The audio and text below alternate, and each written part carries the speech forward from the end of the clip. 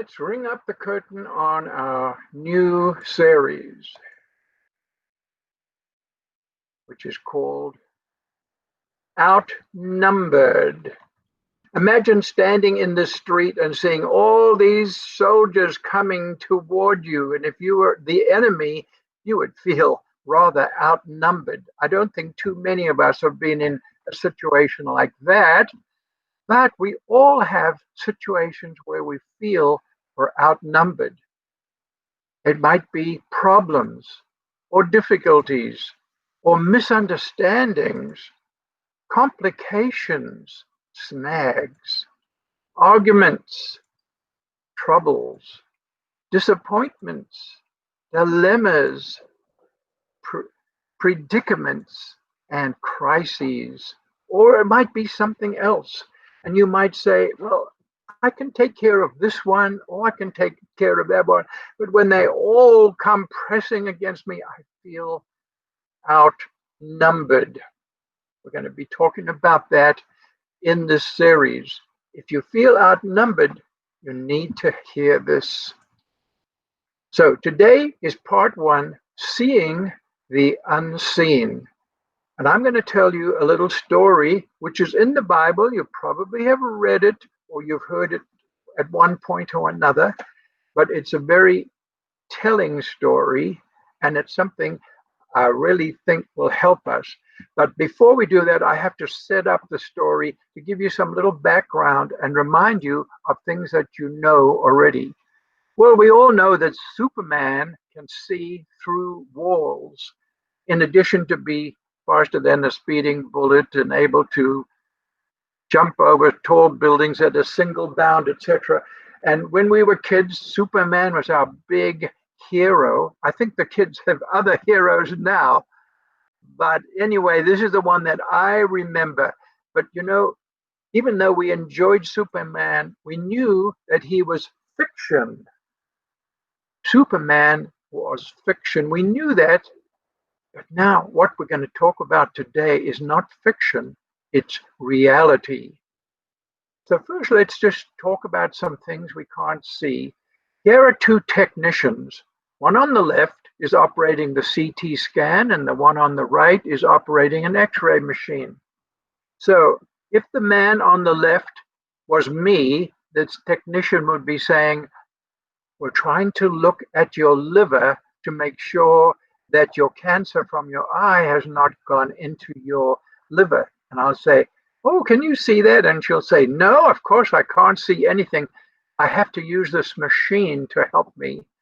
And the vet on the other side is taking an x-ray of a dog because he wants to look inside and he can't see anything either. So our eyesight is rather limited. As we all know, you can't see the coronavirus with your naked eye, but of course it's there all the time. And it's a rather pretty thing, isn't it? I don't know if they just colored it in just to make it look pretty or whether it's actually that color, because they're so small we can't really see them, but we know they're dangerous.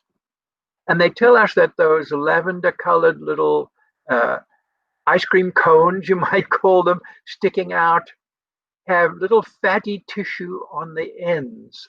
And so when you wash your hands properly, it washes that off and they don't stick anymore. So they just go whizzing down the drain. Well, that's just one thing that we cannot see. But we all know that there are things that you can see in a microscope that you cannot see with your naked eye. I remember the first time I saw a drop of water under a microscope and I said, I'm never going to drink water again because it's got all these funny little things swimming around in it. And I don't want to put that into my body.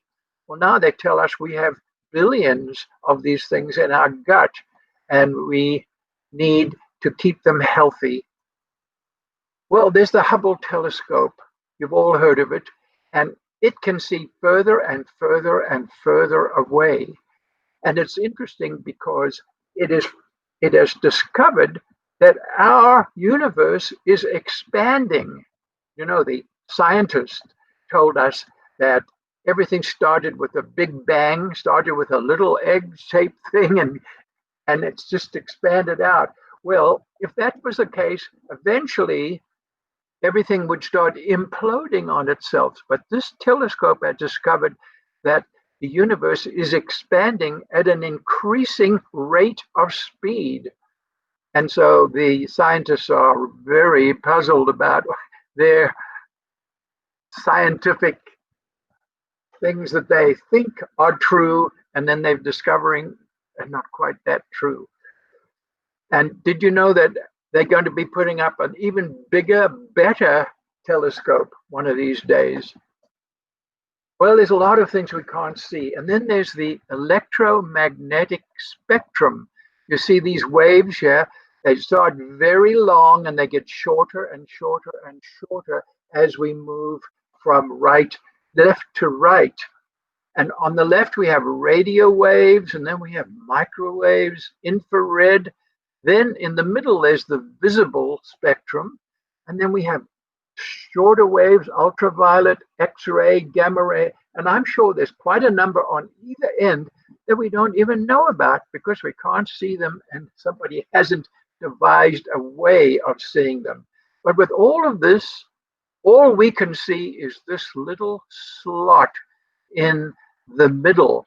So our eyesight is very limited. And we all know that eagles and hawks can see things we can't see. So what can we see? Well, as I look around, I think I can see as much as I need to see. Why do I need to see these other things? Well, there's another dimension that we need to be able to see in, and we'll be coming to that because I'm going to tell you this story from the Old Testament, and I'm sure you've read it before, 2 Kings chapter 6, but it's a short story, but a very amazing story, and I call it Seeing the Unseen. Well, the king of Aram was at war with Israel at the time. And he called his officers together and he demanded, "Which of you is the traitor? Who has been informing the king of Israel of my plans? Every time I want to do something, they thwart my plans. Somebody has leaked this to the Israeli Times." And so one of his officers came forward and said, "Sir, no, it's not us. It's that man Elisha in Israel. And he's the one who's doing it. He has some kind of arrangement with his God. And every time we make a move, his God tells him what we're doing. And then he tells the king, and the king tells the troops. So Elisha is the one that's thwarting all our plans." So the king said, "We got to take this guy out." "Where is he?" "Well, he's in the city of Dothan." It wasn't a huge city. And he said, "Okay, I'll tell you what we'll do. We'll sneak in there during the night and we'll get him." Well, when you think about it, that wasn't a very smart plan because they had just told him that Elisha knows everything they are doing. Anyway, they thought they would try it. So one night, the king of Aram sent a great army with many chariots and horses to surround the city of Dothan. Now, the next morning, when Elisha's servant got up early, he went outside, and there were troops, horses, chariots everywhere. And the poor kid was scared out of his wits. Everywhere he looked, he saw horses, chariots, soldiers, armed to the teeth. And he thought, "We're done for." So he ran to wake up Elisha and he said, "Oh, sir, what will we do now? What will we do?" And he must have been thinking, "We're outnumbered. We're outnumbered." And this is what Elisha said to him, "Don't be afraid." Now, I think sometime we'll have to have a study on that phrase because it seems to pop up all over the Bible, in the Old Testament and in the New Testament. Don't be afraid. And it seems like every time it's either God or an angel or a prophet talks, they say, don't be afraid. And I'm getting the impression that God doesn't want us to be afraid. And you say, well, I'm not afraid. Well, are you anxious? Are you concerned? Are you worried? Those are all related to being afraid. And God doesn't want that to happen. We need to put our trust in Him. So then Elisha said something even more striking. This is what he said: there are more on our side than on theirs. There are more on our side than on theirs. Now you imagine this kid, he's just been outside, and everywhere he looked, he saw their side. And he didn't see any of our side. And he said, I don't know what you're talking about. How can there be many more on our side? So what Elisha did was he prayed. Now, that's a good thing to do, pray.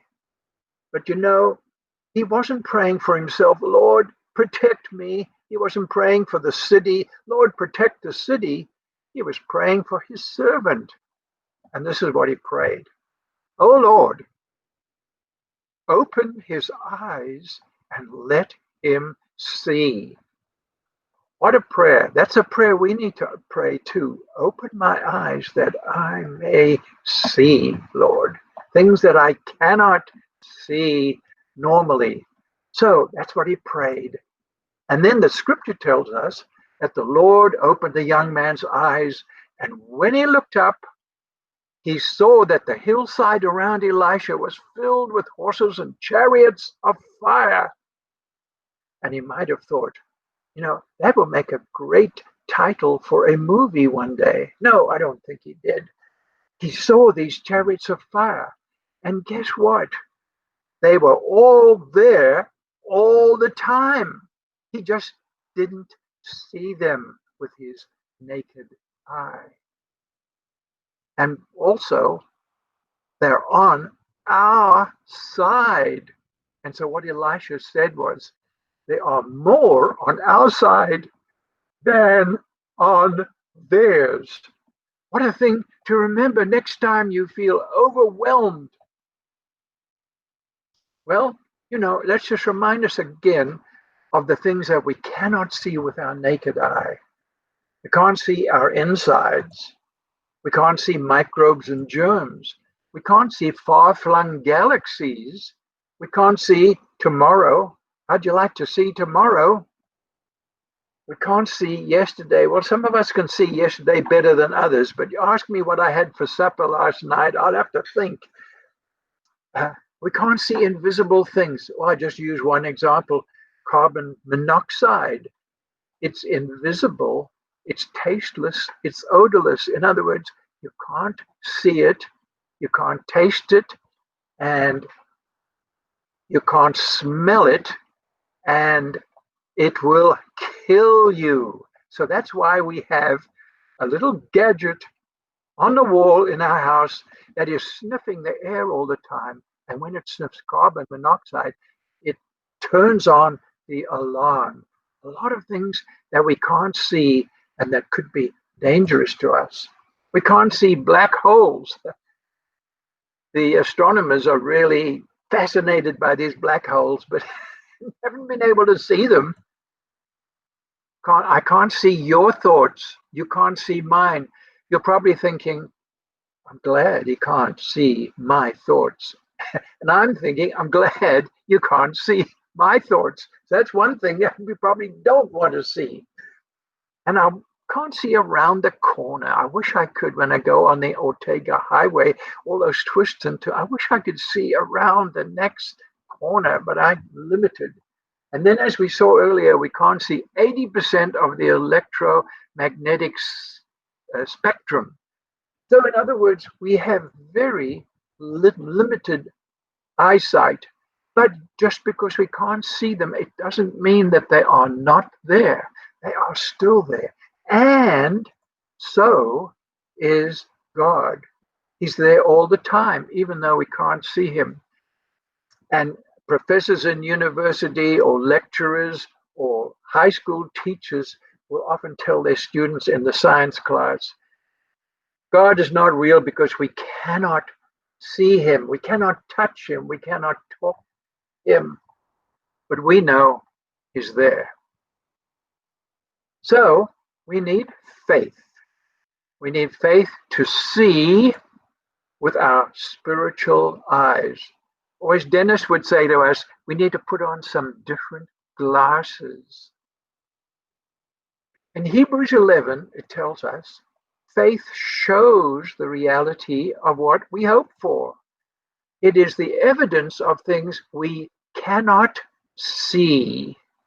We cannot see. Faith. And in Corinthians, Paul says, we don't look at the troubles we can see now. Rather, we fix our gaze on things that we cannot see. What does that mean? Fix your gaze on things you cannot see. That's like an oxymoron, isn't it? It's a contradiction in terms. But in the spiritual realm, it's true. And we need to ask God to open our eyes so we can fix our gaze on those things. For the things we can see now will soon be gone. Is that right? The things that are really bothering us now will soon be gone. You mean like the coronavirus? Yes. Matter of fact, I'm recording this a little ahead of time, a couple of weeks, and I'm predicting that it'll only be a month or two before we start talking about the coronavirus in the past tense. We said, remember when we had to stay in our homes all the time? Remember when we had to wear those funny masks and oh boy, I felt like I couldn't breathe. And then my glasses started steaming up. And you remember when they kept telling us on the news how many people had died and we were worried? Remember that? That's all in the past. One day, the coronavirus will be in the past and probably sooner than we think. That's my prediction anyway. But Paul goes on, but the things we cannot see will last forever. So do you want to put your gaze on things that are going to be passing away?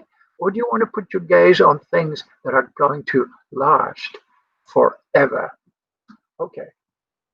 I think I shared this once with the ambassador class about this fire truck, but I don't think all of you heard it. It's a really interesting little illustration.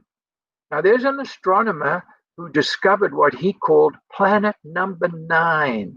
He said it's so far away and it's so big, we cannot see it. It takes years for it to make its circle around the sun. We haven't seen it yet, but it's there. And he gave this example. He said, your house is burning down, so you run outside. Well, you would have run outside anyway, but you grab your phone and you call 911. And the dispatcher says, we're sending a fire truck. And so as you stand there outside listening, you hear a siren in the distance and it gets louder and louder and louder. And you say, the fire truck is coming. You can't see it, but how do you know? You say, well, two things. First of all, the man on the phone told me he's going to send a fire truck. And secondly, I can hear the siren. And so even though I can't see it, I know it's there. And so this scientist was giving this example, and I thought, isn't that a fantastic example for faith in God? The fire truck. But next time you're in a little emergency, remember the fire truck and ask God to send one, maybe a spiritual fire truck. Okay, so now we got a little bit of a dilemma. Should we say seeing is believing? Or should we say believing is seeing. Well, they're both true, but we forget the second one. Believing is seeing.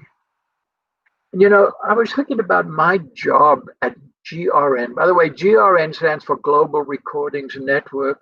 Quite a number of you know about it. Some of you may not, but we make recordings of the gospel message all around the world in over 6,000 languages and dialects. So people who can't read, don't have missionaries, don't have a Bible, can hear the good news. Well, I'm working for them, and I worship a God that I cannot see. And I serve Jesus Christ, whom I've never met. I don't even know what he looks like. We have hundreds and thousands of pictures, of statues, of videos, of paintings of Jesus. They're all different because each artist paints Jesus the way they want to see him. But none of us know exactly what he really looks like. That's the person I'm serving. And then I'm preaching the gospel to people who speak a language I cannot speak and live in a place that I'm never going to go to, and who speak a language that I cannot speak, and people I will never meet this side of heaven. And so I'm thinking everything that I do is based on faith. What a great thing faith is. And it's not blind faith. I've asked God to open my eyes and help me to see. So what's our takeaway? We got to leave. And what are we going to take with us? Well, first of all, let's remember that in the natural world, we have limited vision. We need help. For instance, we need all these different things: spectacles, x-rays, television, sunglasses, etc., night goggles, monocles. Oh, did you hear the story about these two monocles? They were in the eye doctor's office and they fell in love and they decided to get married. And they told us that their wedding was a big spectacle. Anyway, moving along, that's all the things we need. But in the spiritual world, we have very limited vision. And these things will not help us. Not one of those will help us in the spiritual world. So what do? We ask God to help us to see the things we can't see. So there's three things I just want you to take home with you. First of all, ask God to help you see our spiritual foes.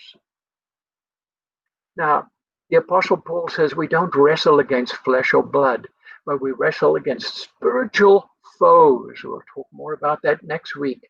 So we do have spiritual foes and we cannot ignore them, but we have spiritual friends, and we have more spiritual friends than spiritual foes.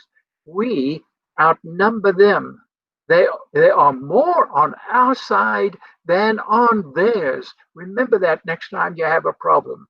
And then remember your spiritual future, not to be thinking of the things that are problems now, but to focus on the things that last forever. So let's get out our little takeaway box and we'll put in our spiritual foes, our spiritual friends, and our spiritual future.